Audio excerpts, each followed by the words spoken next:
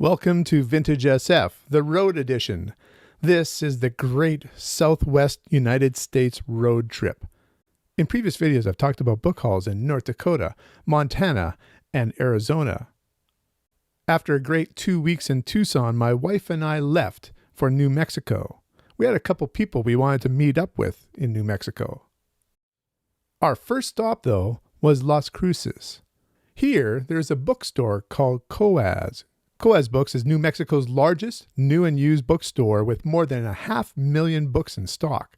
We have an incredible selection of new and used books, including regional and out-of-print books, CDs, DVDs, vinyl, VHS, audiobooks, and games. COAS Books is family-owned and operated with 2 stores located in Las Cruces, New Mexico. We receive hundreds of books every day, so our inventory is constantly changing and full of hidden gems. And the history. In 1973, archaeologist Pat Beckett started a small archaeological publishing company in Las Cruces, New Mexico called COAS Publishing. The company published local history books, academic works, anthropology books, and other archaeology media. As Pat's vast collection of books continued to grow, he purchased a local paperback exchange, and with that, COAS Books was born. The name COAS has its roots in archaeology, coming from the Nahuatl term koa, meaning digging stick, but it is also the acronym for Center of Anthropological Studies. Today, COAS Books is run and operated by Mike and Veronica Beckett as they continue to proudly serve the community in the heart of Las Cruces. I've been through here once before and I found the books to be very reasonably priced. I picked up 8 books. In the paperback section, it pays to pick up older paperbacks. Here's why. Here's the first book I'm going to show you. Richard Cooper, Time Out of Mind.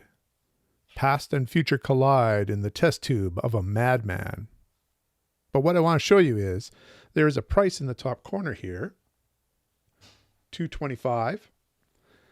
How they sell these books is half of the cover price. So the older the book, the lower the cover price, the lower half price. So for example, if it's a 40-cent book, then it's only 20 cents. But if you're buying a $10 paperback, then it's $5. A great deal for us who hunt vintage books.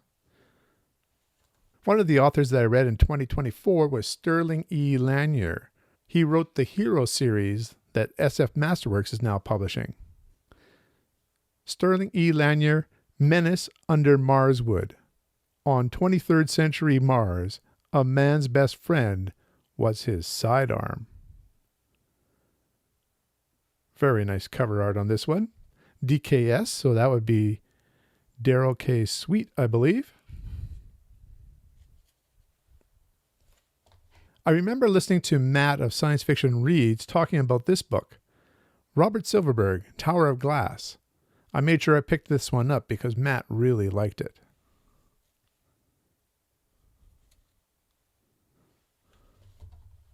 Now a DAW book, number 31, Mirror Image by Michael G. Coney.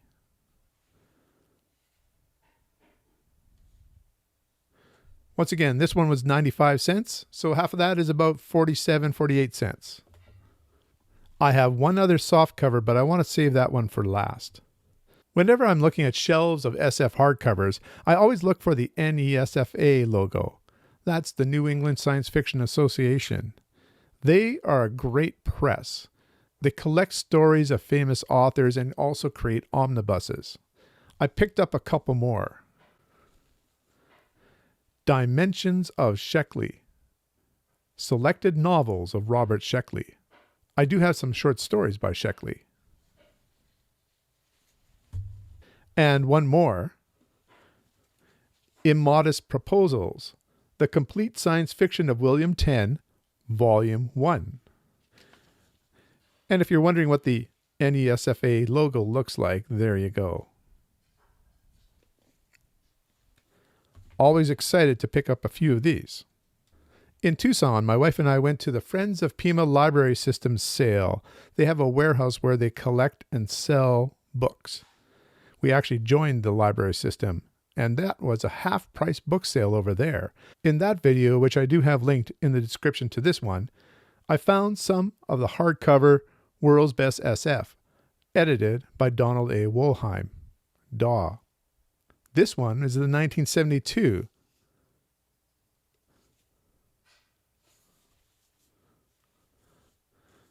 So the last one, the paperback that I was holding back on, I knew that our next destination was the VLA, Very Large Array. It's an array of 27 radio telescopes off in the desert, the high desert, away from civilization. This is where they detect radio signals. There was a movie filmed there, an adaptation of a novel, Contact, by Carl Sagan. I wanted to make sure I picked up this copy. I did have a copy at home, but this is a first edition paperback that I found at the COAS bookstore, and I wanted to use this for a video that's already out there, a review of Contact, looking at the book and the film. But the introduction was at the VLA, which I thought was really special. And there's Carl Sagan himself.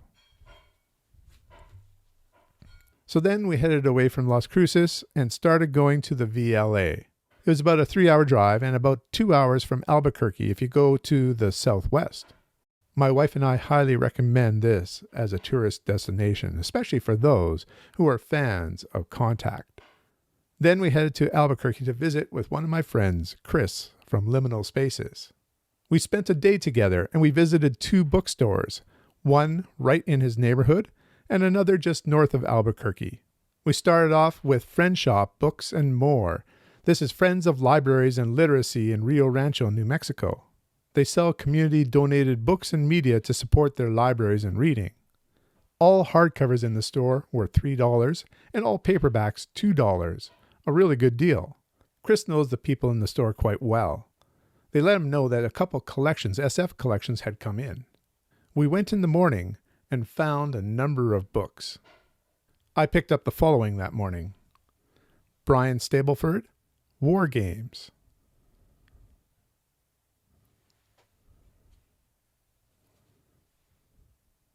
This is a Pan book.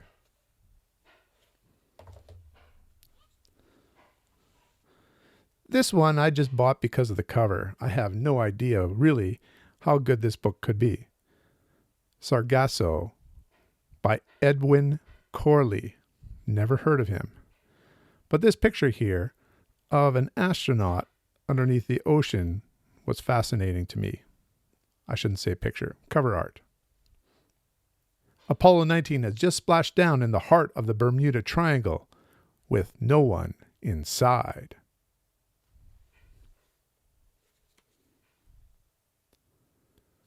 Copyright 1977 and a first Dell printing May 1978. Has anyone ever heard of this book? I bet you've heard of this one though. Fundamental Dish, Thomas M. Dish. 18 spellbinding tales of this world and others from the author of On Wings of Song.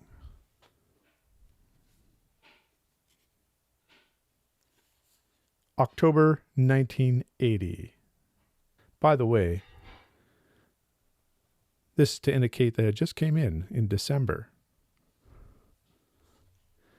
Remember I had just been talking about the world's best SF, edited by Donald A. Wollheim?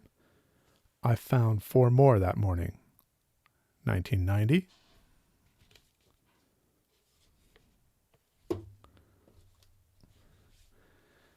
1988.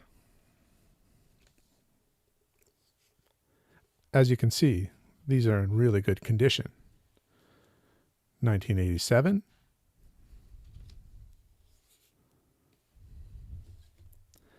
And 1984.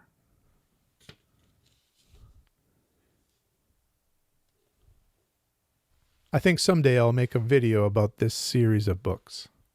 When we were done shopping, one of the staff members told us that they were going to be bringing in some new boxes from these collections that afternoon. So we decided that we would return later that day, just before their closing time, to take a look through these boxes. Then we were off to another bookstore where Chris regularly trades in some of his books. Under Charlie's Covers, fine used books, and they were very fine. I picked up 2 hardcover and 2 softcover books here. Earlier on this trip, I found a few omnibus books from Gateway. This one, Bob Shaw, one of my favorite authors, Orbitsville, Aretha Stars, and The Ragged Astronauts.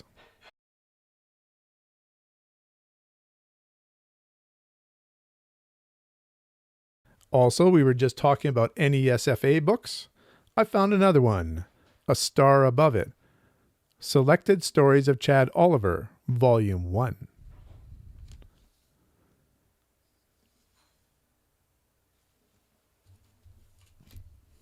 Here's a book that I saw Matt at Science Fiction Reads Again collect recently, and I just happened to see it in this store, and I thought, hey, I'm going to buy this one too. Borderline by Vercours. It's from the Master SF series from the New English Library. It looks really interesting. The discovery made by an anthropological expedition to New Guinea had implications which shocked and threatened to disrupt 20th century society, for they discovered the missing link between people and animals. The Paranthropus, in some respects almost human, in others ape-like. A creature on the borderline between man and animal which raised impossible doubts as to the nature of man and his place in the universe. Very interesting. And the last one seems to be in this vein as well. Michael Bishop, Ancient of Days. A very, very nice hardcover edition.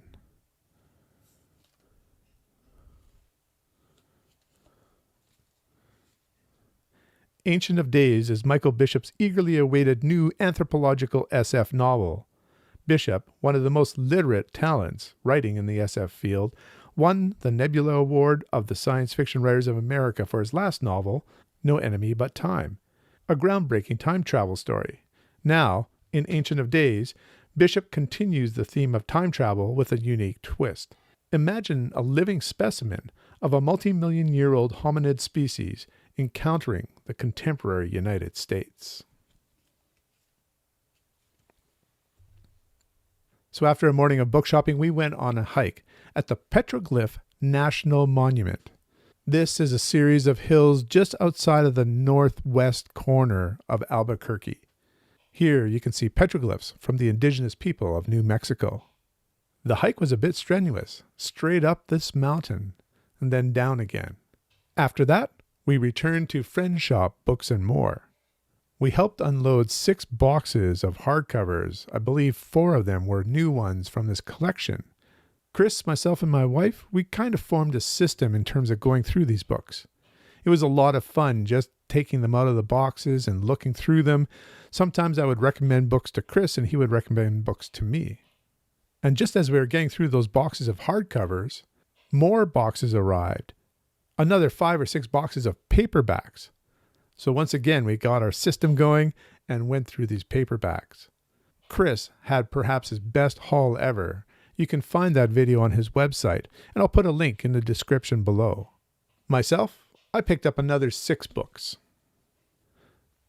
A Timescape book, The Best of Harry Harrison. I like the best of books in any series because it's fun to get a glimpse of the best work of an author. So, I found another one. John Jakes, The Best of John Jakes. This one from Daw. It's number 244 in the Yellow Spines. And another collection. The Best of Damon Knight.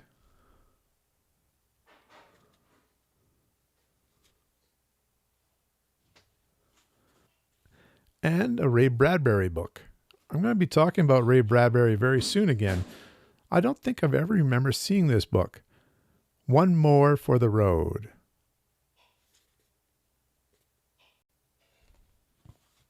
Found one more World's Best SF. This one was 1989. I have a feeling it's from the same collector. And this one looked interesting, and I haven't heard about this one before either. Stalking the Nightmare by Harlan Ellison. Some very interesting cover art. Here is Harlan Ellison's 38th book, 20 stories and essays, some brand new, some long out of print, some totally revised from their magazine appearances more than 2 decades ago. All of them quintessentially Ellison. That was quite a day. So afterwards we went out for supper, and then we filmed a few episodes for our BookTube channels.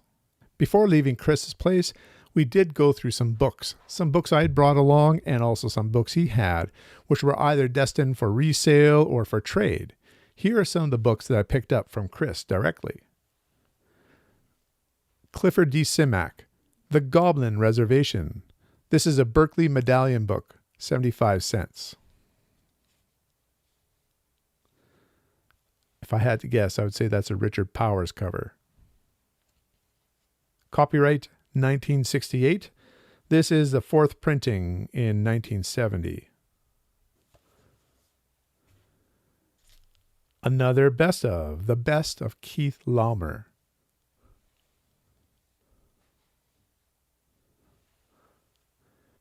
I also received a couple really very, very interesting books from Chris. I did have a copy of this one, Deathbird Stories, but this one in particular I was really keen to get because it has a beautiful Diane and Leo Dillon cover. Very nice green text block. Just a beautiful, beautiful book. I really appreciate that, Chris. Another one that he recommended to me, The Man Who Awoke, Laurence Manning. This is written apparently in the 1930s, and I believe it is one of those that could be an early cyberpunk type novel. I'm looking forward to reading this one. You can find a review on Chris's channel.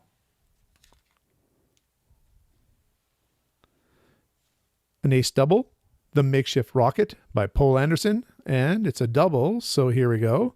Unman and Other Novellas by Poul Anderson. Chris thought I should have this one. I do read some fantasy now. Merlin's Ring by H. Warner Munn. Epic fantasy that spans the centuries between the loss of Atlantis and 1500 AD.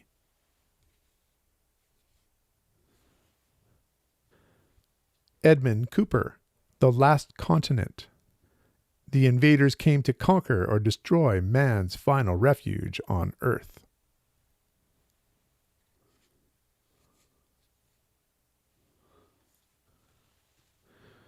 Werner Vinge, True Names and Other Dangers, a Bain book.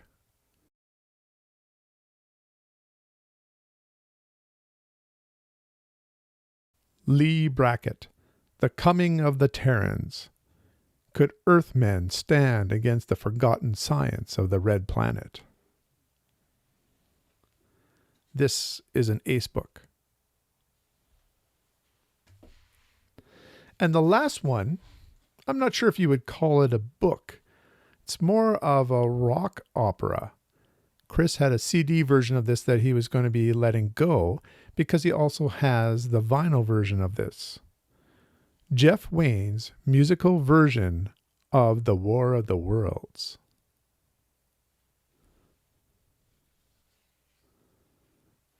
I plan to talk about this one sometime in another video. So as you can see, Chris was quite generous, and we had a great time hanging out with him for the day. The next day, we were off to Santa Fe, where I had breakfast with a frequent commenter on my videos, Paul Cooper. I really enjoy hanging out with Paul. He has lots and lots of stories. After breakfast, of course, we went to a bookstore. Book Mountain Used Paper Exchange. And here you have Paul and myself in front of the bookstore. Once again, this is one of those used bookstores that had $3 hardcovers and $2 paperbacks. I was very surprised. This is very economical compared to some of the other bookstores that I've been to. I picked up a couple paperbacks. I've been looking for John Christopher novels ever since I read The Death of Grass. That is an awesome post-apocalyptic novel. I found 2 of his Tripod series, The Pool of Fire and The City of Gold and Lead. I need to do more research on these to see how many books there are in the Tripod series. If some of you know, perhaps you can enter a comment below. A $3 hardcover. His Share of Glory, the complete short fiction of C.M. Kornbluth, NESFA Press. I was very happy to find this. And when I was checking out, I saw a book on a bookshelf behind the counter, and I asked if it was for sale. Bradbury Stories, 100 of Bradbury's most celebrated tales, with an introduction by the author.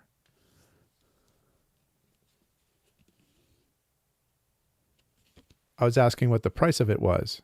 And it goes, just like all the other hardcovers, $3. That finished our time in New Mexico. We were off to Denver for the next day. My wife had some friends in Denver, but of course, there's one more video in this series because I found a couple of bookstores right across from each other in Denver. So until next time, keep reading.